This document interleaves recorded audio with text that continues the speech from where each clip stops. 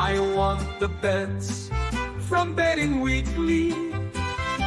Because we win, that is our motto. Sometimes we win, sometimes we don't win. Don't give us the bird, don't give us your stink eye. We try our best and we're successful.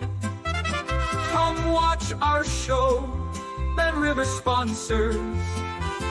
It's time to start, enjoy the show.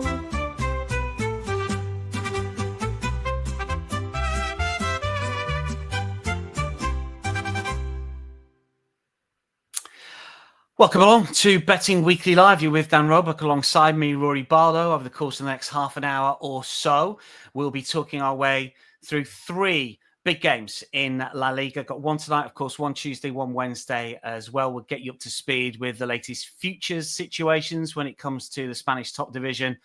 And we'll take a brief look at the NFL fixture tonight. We've got all the splits, all the market movements, all the trends for you when it comes to the NFL fixture, and we've got one or two lines and trends when it comes to Atalanta's trip to Roma in Serie A. And of course, if you were with us over the course of the weekend, you know that James has been in great form on the European show, and James had a lean in that game, and we'll get to that towards the back end of the show. You can share your winners with us, of course. Tag us in at Because We Win is our Twitter handle. Rory, how are you? Nice to see you again. How's life treating you in Madrid? Yes, it's delightful to be back on with yourself, Dan. And yeah, life is pretty good in Madrid. It is warmer than it is at home, which is always a bonus. Indeed, I would imagine. Let's just before we get into one or two things, because it's an interesting take when it comes to the Spanish reaction to what's going on in England. Obviously, we had Liverpool beating Manchester City at the weekend. They are now short price favourites to win the Premier League, but prior to that, they beat Real Madrid, and obviously you were across that fixture. And I just want to know what the sort of reaction in Spain was, to that defeat by Liverpool of Madrid. And, you know, with Liverpool playing so well at the moment, they are now Champions League favourites. Obviously, Real Madrid Champions League holders at the moment. Are the Spanish press sitting up and taking notice of what's going on at Anfield and Arne Slot? Yes, to a certain extent. I mean, with Real Madrid, the angle is always Real Madrid focused. I think there was a general kind of, people were impressed with Liverpool, but people were more focusing on the issues with this Real Madrid side, because I think if it was a Real Madrid side that had been coming into that tie, really playing people off the park and looking good, and with Kylian Mbappe scoring goals for fun, then the reaction would have been a little bit different. And then I think, yeah, it would have been more kind of Liverpool focused. But as it was much more about a confirmation of Real Madrid, of their issues, the fact that maybe they need to sign players.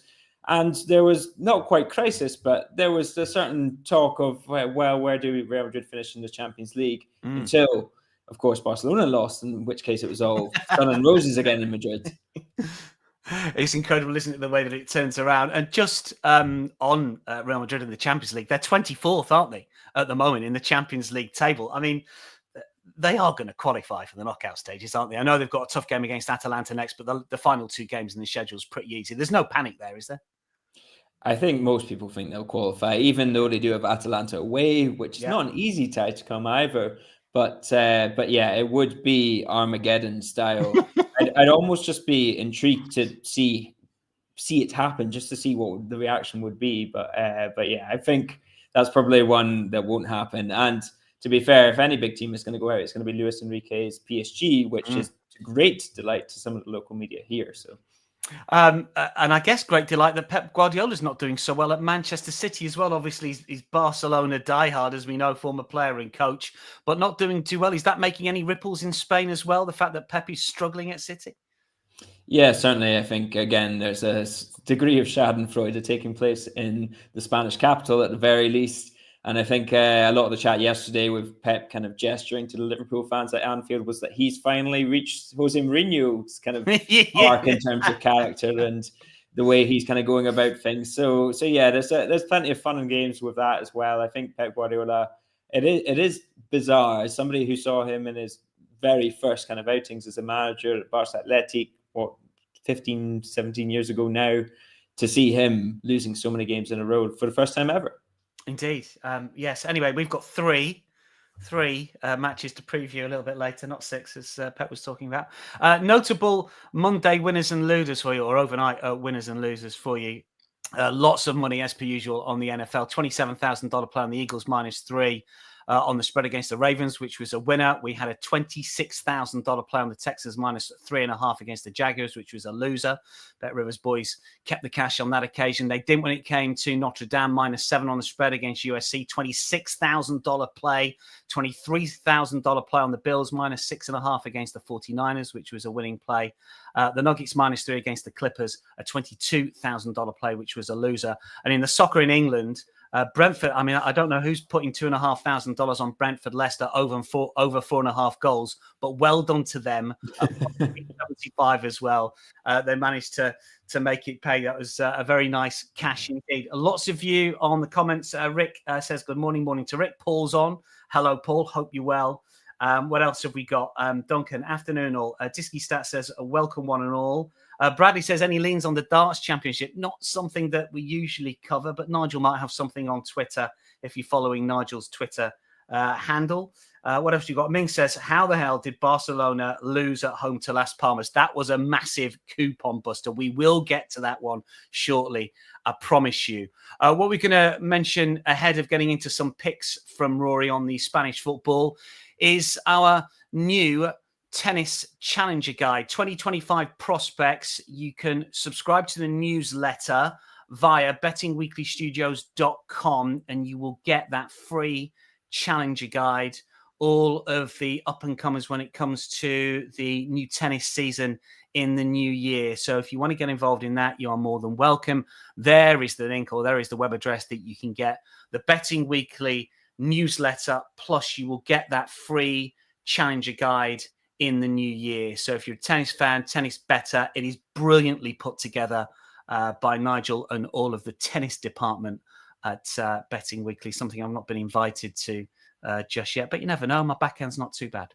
Let's talk Spanish football, shall we, with Rory and the futures. Because when it comes to the title race, Real Madrid are now the favourites once again, Rory at -150. Barcelona are +140, as you can see. Atleti 12-1, Villarreal. Well, we're getting to massive prices after that. I mean, I remember speaking to you after, I don't know, maybe the first 3 or 4 weeks of the season, and Barcelona had started pretty strong. And I said, look, shouldn't Barcelona be the favourites? You were suggesting to me, well, young squad, we'll see what happens, not convinced. Then they won a few more games. Then they were favourites. Now they've lost a few. Now they're not favourites. And Real Madrid, despite blips in Europe mainly, because they've only lost one LaLiga game, haven't they, against Barcelona, return to the top of the tree. How do you see the title race at the moment? Is it still a 2-horse race? Atleti getting their act together a little after a stumbling sort of early autumn. What are your thoughts on it as it stands? Yeah, Atleti are certainly in there for the time being, given that this is two sides that I think at the start of the season, we thought that they maybe weren't the best sides in the world in terms of how they were playing, but they were teams that were going to pick up almost kind of 80-90% of points. And that's not proven to be true so far. So that is an interesting twist. I make them rank outsiders. I still think that they are missing a few bits and bobs, but they have Barcelona coming up at the end of the month. If they win that, then that kind of takes us into different territory. I think, yeah, like I was saying, I mean, Barcelona have played by far the best football in Spain anywhere for much of this season, but that kind of inconsistency, and it's the shortness of the squad that really kind of is the influencer here. I mean, Dani Olmo was out on Saturday against Las Palmas. We kind of discussed that, but you look beyond Jules Koundé, it's Hector Fort, who's 17 years old and is talented, but not experienced. You look beyond Alejandro Balde, who's young himself. It's Gerard Martin, first season in senior football. They've got 2 centre-backs fit, and then it's Eric Garcia, and that's it. They don't have that strength of depth to be able to firstly rotate and secondly kind of change games when they are losing. And yeah, I think on their day, 11 against 11. So far, they've shown us that they're the best team in Spain, but across a league season, I mean, I made Real Madrid's favourites at the start of the season. They've been worse than I expected. Barcelona have been better than I expected, but surely Real Madrid kind of come back to the mean more than Barcelona keep up their level is my view on it. It's interesting because, you know, Real Madrid have probably from an outsider looking in, had more criticism, I think, than Barcelona. People keep looking at Mbappe. They keep looking at his body language. I saw that shot of him in the Anfield tunnel where people say, Mbappe, look, doesn't want to know. He's this, that, and the other. And obviously in the Champions League, they've had a number of reverses and they're not as dominant as they are. But in terms of La Liga, I mean, they've won the last 3 games. And Mbappe scored the last 2. I mean, what is it, 7 in 12, 13 games, something like that? It's not as if he's failing. He's just not maybe the superstar at the moment we thought he would be when he first joined the club. Yeah, it's the feelings, it's the sensations, as they say in Spain, because at the weekend he scores a brilliant goal against Getafe. It really is a nice finish and he does very well, but then he goes on to miss 2 one-on-ones after that you would put your house on Mbappe scoring any other season in his career. So yeah, it's the feeling that he's not quite settled. I think I agree with Carlo Ancelotti in the fact that it's partly a collective issue. I think it's more a collective issue that Mbappe is not performing than Mbappe. He is not comfortable. But that is, again, partly because of the service he's getting. I mean, you look at Mbappe whenever he's been at his best, it's running at players, it's having a lot of space to kind of work with. And Real Madrid have really struggled to get him running at players, to get him into space. He's not been playing off the left until the last few games. So that's, again, a change of position. Back to goal Mbappe is not the Mbappe you want to see. So yeah, there is multiple factors. And I think, again, I was just kind of talking with someone about it, and Toni Kroos, Luka Modric is not the same Luka Modric. Toni Kroos is not the same Toni Kroos, or is not there, sorry. And against Getafe, you really kind of saw it as well, because there was times when they couldn't get out of a press by, admittedly, a well-worked Getafe side, but still a Getafe side, when before you put a high press on Real Madrid and Toni Kroos is rubbing his hands together and then he's sending Mbappe or Vinicius right in behind to score plenty of goals. So yeah, I think that's kind of my logic, at least, behind his underperformance. So Real Madrid, worthy favourites at -150. Top 4, any sort of angles in when it comes to top 4 here? If we consider that the top 3 are probably definitely going to make it, who do you think might grab that 4th spot in Spain? Really interesting market. Villarreal, Athletic Club, Real Sociedad, Girona, who did brilliantly last season, but obviously have got the strains of Champions League football this season. We're looking at +190, +200, +350, 7-1, that particular quartet. Who is best of the rest, Rory, in your thoughts? If you were to have a bet right now, if you were saying to our viewers, look, if you want a futures play in Spain, my top 4 pick outside of the big 3, which team would it be? You should have been listening to me at the start of the season, is what I'd say, because Villarreal were longer odds then than they are now. And I still think they are favourites for that 4th spot. They've had a couple of sloppy results recently, but they've got a top quality manager in charge. They've got quality up front to be able to break teams down. They're still kind of young at the back, and there's an aging core. Albiol, I think, is 38, going on 39. Danny Parejo is touching 36 as well. So they are a little bit kind of stretched in terms of the ages, but Athletic Club are in the Europa League. Athletic Club, the final is at San Mamés next summer. So they are going to be going hell for leather after that. And I think that will divert their focus enough to get Villarreal that 4th spot, in my view. But those are the 2 for me. I think Real Sociedad, you never know, but they are lacking a striker, and Real Betis too. They're a little bit light in midfield for me. And just quickly on the relegation zone, for those wanting a bet when it comes to a side that might be a little bit of value to go down, Valladolid, obviously, a massive short price favourites to go down, but Espanyol, Leganés, Las Palmas, they're all plus money. Las Palmas obviously doing their world of power of good with that win at the weekend, but who might be a little bit of a value play for relegation, Rory?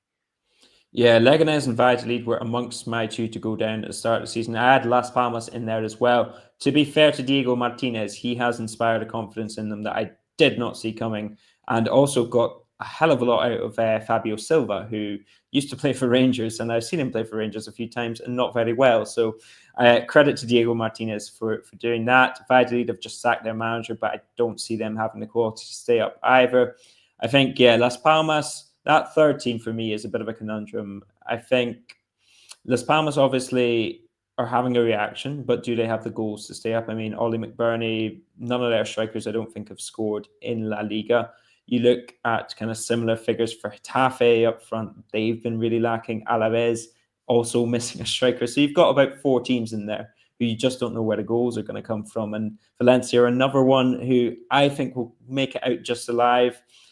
I think Getafe have got a good enough manager to say they'll stay up. Alaves too. I think it's probably between Las Palmas and Espanyol. I had Espanyol stay up, but admittedly, this Las Palmas run of form is testing my faith in that. Indeed it is. They were, well, I didn't watch the game. I'm going to say they were brilliant. They got a brilliant result. I've no idea how well they played. We're going to get to them shortly. Right, everybody, we're going to get some picks from Rory when it comes to the 3 Spanish games this midweek. We've got one tonight, which kicks off a little bit later. It's 3 p.m. Eastern. So if you're joining us in the States, take note. We've got Rory's thoughts on Sevilla, Osasuna next. Sevilla a plus 106 here. To win tonight. Osasuna plus 270, draw plus 235. Those are the prices under and overs, as you can see. Just to let you know, when it comes to the Bet Rivers splits, 76% of the money, 80% of the tickets on Sevilla. No real surprise there.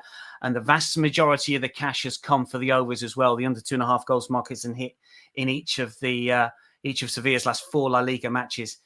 Incidentally, both teams' scores failed to hit in each of Sevilla's last 4 La Liga matches. So maybe we're looking at unders, maybe both teams to score no. I'm sure that Rory's got a handle on this one.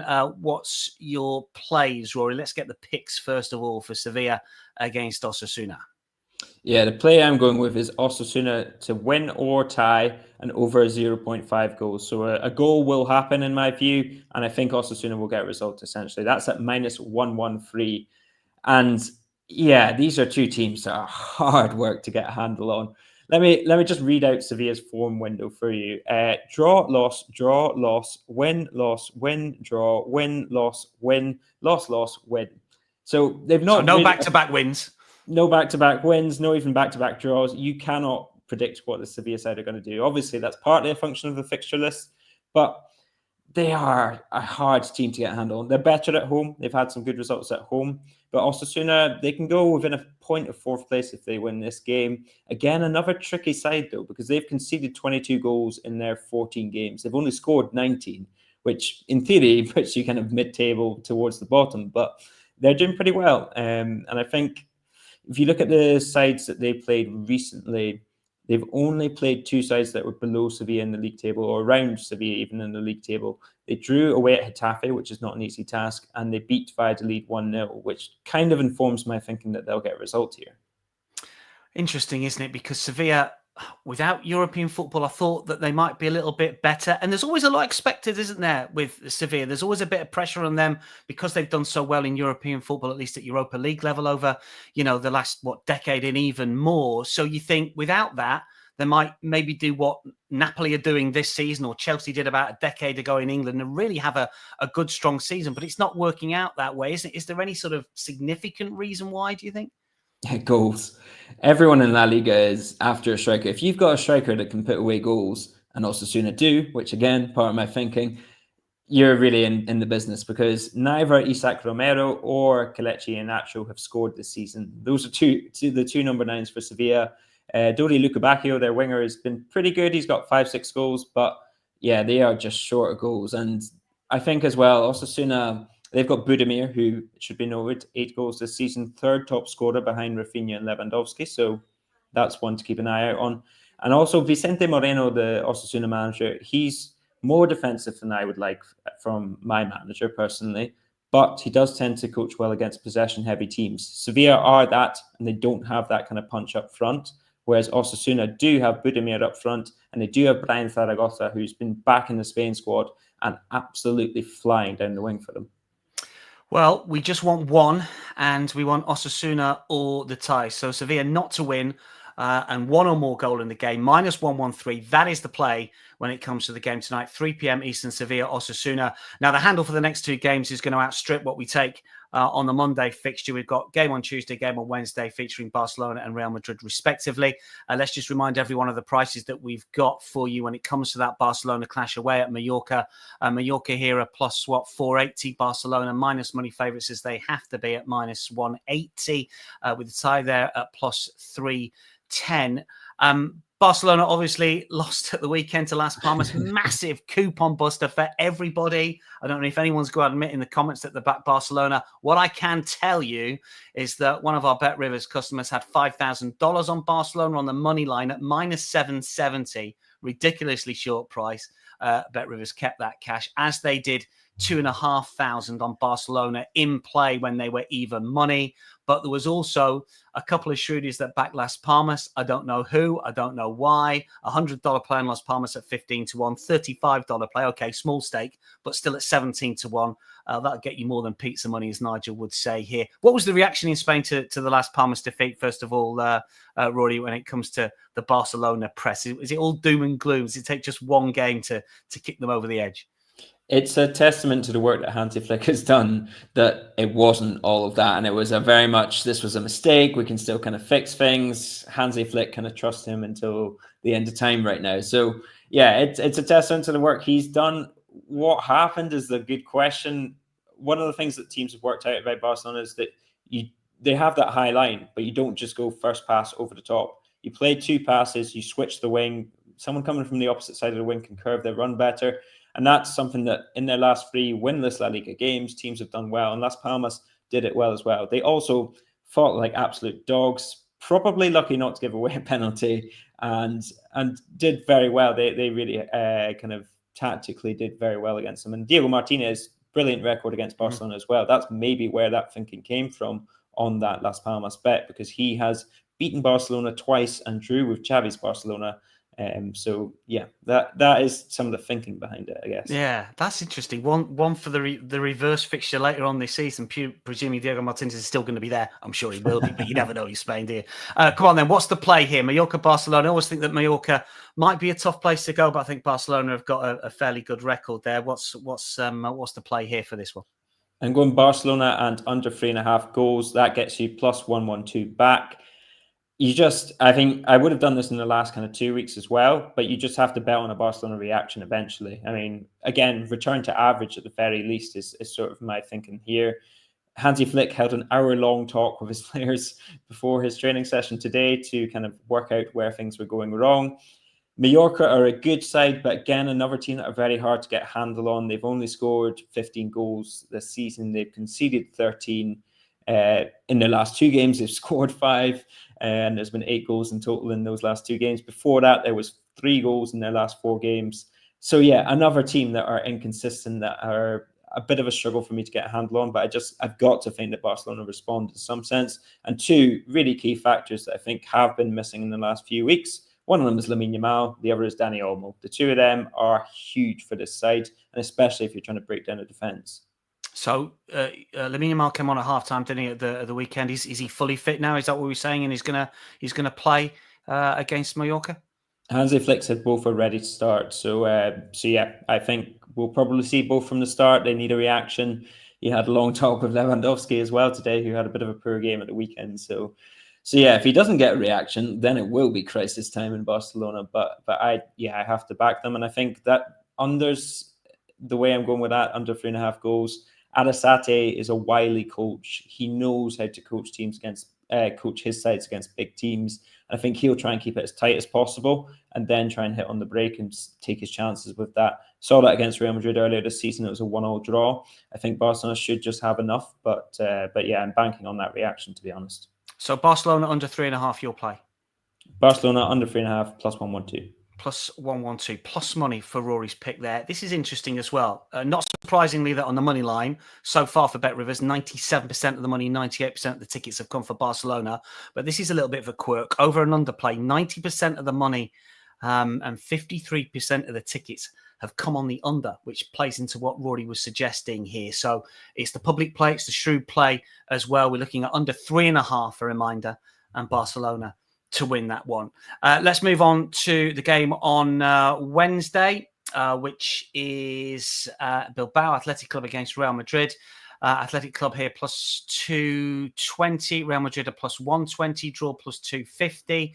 As we talked about before, Rory, Real Madrid just that one defeat all season in La Liga, at least. Mbappe scored in his last 2 in Spain as well. You always think, you automatically think, if you're just a sort of football fan and you've got a little bit of knowledge about Spain, you think Madrid away in Bilbao. It's going to be difficult, but they've got a great record there. And it's difficult really to back against them in Spain, other than maybe when they played Barcelona. Give us your thoughts here. Athletic Club, Real Madrid. This is Wednesday, 3 p.m. Eastern. Real Madrid are favourites, but they are plus money favourites, so you could just bet them on the money line. What are you picking? Yeah, it's I haven't been baited by that Real Madrid on the money line, despite that record. And yeah, it's sort of hard to explain. But I mean, you mentioned that stat about Real Madrid only been beaten once. Athletic Club have only been beaten 3 times. Now, admittedly, 2 of those were against Barcelona and Atletico Madrid. But first 3 games of the season, the Atleti defeat was in the 93rd minute, I believe it was, against Angel Correa. They were a little bit unfortunate to lose that. And the other defeat was against Girona, and they missed 3 penalties in that match. So this is not a side that are getting beaten very often. Ernesto Valverde, again, another wily character. I think Real Madrid have improved in the last few weeks. They've got 3 clean sheets on the bounce. But again, you look at the sides that they're playing. Osasuna away from home can be tricky, but they kind of folded in pretty easily in that game. Leganés, low down the table. And Getafe, again, lacking punch in that goal-scoring area. So I'm waiting to see how they fare in this in terms of those clean sheets and the improvement in defence. And I've also seen a lot of kind of Nico Williams and Oyan Sanset starting to find their feet for Athletic Club. Lucas Vazquez is going to be up against Nico Williams, which is not a matchup I like. There's 2 bets I like in this one. One of them, my kind of official pick, is Bellingham shot on target plus 102. I think Bellingham has improved a lot. He's been given more freedom without Vinicius in the side. And with Rodrigo and Mbappe, he is now playing in his favourite position again. So that's where my thinking is there. He's also got 3 goals in his last 3 games, which doesn't hurt either in La Liga. And the other one I've got that I'm looking at, which is more kind of my temptation, is under 3.5 goals, both teams to score no. That's at plus 106, which is a really appetizing play for me as well. The Bellingham situation is interesting because I was told that after the first few games of the season, he was playing a little bit further back, and therefore we shouldn't expect the amount of goals that we saw last season. And you tipped him at the start of his first season in Spain to be, I can't remember what the goal line was, but it was passed in about November. It was utterly ridiculous.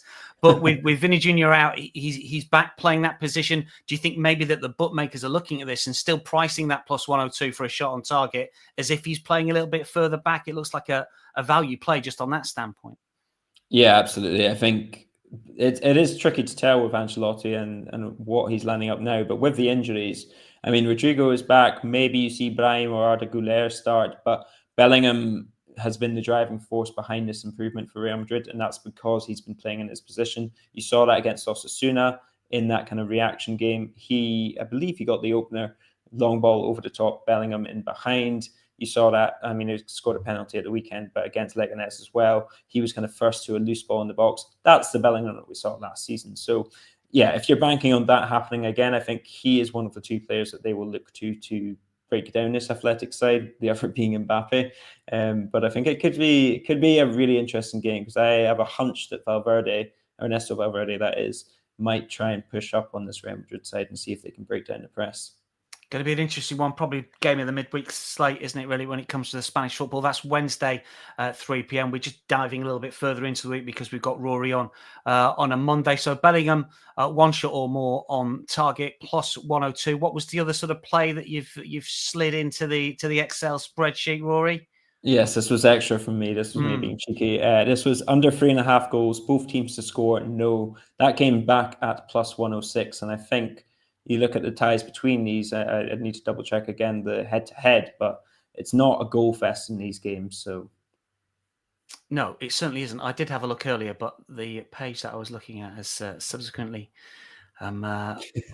disappeared. No, I'm looking at it now. Hang on, hold on, caller. You're absolutely right. I mean, both teams to score no has hit in 1, 2, 3, 4, 5 of the last 6 in all competitions. And what was the other part of it? Unders, you say? Under 3.5, yeah. Yeah, and that's hit in every single one of those. In fact, we haven't seen a game between these two with more than 3 goals since the 15-16 campaign, Real Madrid's 4-2 home win. I really should have made that my official pick, shouldn't I? Well, no, listen, you can have as many plays as you want on the live show. Don't worry about that. But I really like that one. A lot of stats that suggest that might be the way to go. That is Wednesday, 3 p.m. As you would expect when it comes to the betting splits, the money line, 97% the cash, 95% the tickets on Real Madrid. But it's overs that the betting public like at the minute. We'll recap Rory's picks on the 3 Spanish games for you in just a second, but it is Monday. We like to just rattle through the NFL action and tell you where the money's going for the NFL fixture tonight. We're at Marhal Stadium, of course, the Browns at the Broncos. You can see the prices on screen here when it comes to the splits on tickets. Money line, 88% of the money, 86% of the tickets on the Broncos, and they are plus 220 on the money line here. Incidentally, the spread, also the Broncos want to be bet by the public. The under and over line is 41.5, 60% of the money, 68% of the tickets on the overs, which is at minus 113. And if you fancy a player prop bet, then in terms of the handle that we've had, Javonte Williams under 34.5 rushing yards at even money. Lil Jordan Humphrey under 2.5 receptions. Nick Chubb anytime touchdown plus 150. Humphrey receptions is minus 215. Incidentally, likewise in terms of total game tickets, Chubb anytime touchdown plus 150. Cortland Sutton anytime touchdown at plus 125, and Bo Nix over 1.5 touchdown passes thrown. The game trends for you for this one. Broncos have covered the spread in 6 straight games as favourites. They've won 13 of the last 15 games against the Browns. 12 of the Browns' last 15 road games have gone over the total points line, and Bo Nix has not thrown an interception in 5 straight games with the Broncos as favourites. Also with Nix, he's thrown 2 or more touchdown passes in 4 straight home games. Obviously, we talked about him when it came to those prop bets, and also has recorded 271 plus passing and rushing yards in 4 of the Broncos' last 5 home games. That's the NFL, the Monday Night Football that we've got coming for you tonight. And just a final word on the Italian game tonight. We've not got a graphic for you, but we heard from James Eastham on the European show when it came to the Roma-Atalanta game. Pretty sweet on Atalanta. James has been in brilliant form for us. You've been following the European show. He's about 22 points profit for the season. Very much the star capper on all of our shows. And he likes Atalanta minus a quarter on the Asian line at minus 103. Atalanta are the favourites at plus 120. If you've bet Atalanta in every single game so far this season, 18 in the Champions League and Serie A combined, you are returning a 19.6% return on investment. There's been no upswing just yet since Claudio Ranieri took charge at Roma for, what was it, the 3rd time in his career, beaten by Napoli. That draw against Spurs, I guess, was a little bit better, but it's Spurs. You never know what's going to happen there, do you? And Dybala is a little bit of a doubt tonight. So Atalanta is very much a call from James. I echo that. Right, let's wrap up with Rory's 3 bets today. Just remind everyone what the play is. First of all, Rory, in the game tonight, which is Sevilla against Osasuna. Sevilla against Osasuna. I'm going Osasuna to win or draw and over 0.5 goals at minus 113. And on the Tuesday night game, Mallorca versus Barcelona. Tuesday night, Barcelona to have a reaction to win and under 3.5 goals. That's plus 112, Dan. And finally, the final game, Athletic Club against Real Madrid. What do you like in that one? Jude Bellingham over 0.5 shots on target. That's plus 102. The Jude Renaissance is here. Yeah, no doubt about that. And of those 3, what would be your best bet, do you think? Honestly, I quite like Osasuna to pick up a result against Sevilla. I would advise fading Sevilla over backing Sevilla as a general rule this season because they are just so unreliable, as we commented earlier. Well, it's going to be a fascinating midweek of Spanish football. It's limited fixtures. Rory's going to be back on Friday, incidentally. We're going to take a more in-depth look at some of the games over the course of the weekend in La Liga. That is your lot for now. It's a wrap for Betting Weekly Live. Make sure you follow us over the course of the socials. I can't believe that Max has put that comment up. I looked at that and laughed, and I thought, come on, what's going on? I see Harry all the time. He's very respectful, very nice man. He's doing very well for himself in England. He doesn't need it. Reese says, Steve, do you fancy Copenhagen tonight? I'm sure Steve will be across his socials when it comes to the European action, the Danish football. That's Harry's like Pep Guardiola. He'll give him so much praise. He'll be like, Dan, you are so good. You're so good, so good. Harry's a lovely guy, but as Nigel says, I am cheaper. That is your lot for today. Rory, thanks. I enjoyed your company. I'll speak to you again on Friday. Good luck, everyone who's having a play on the action tonight.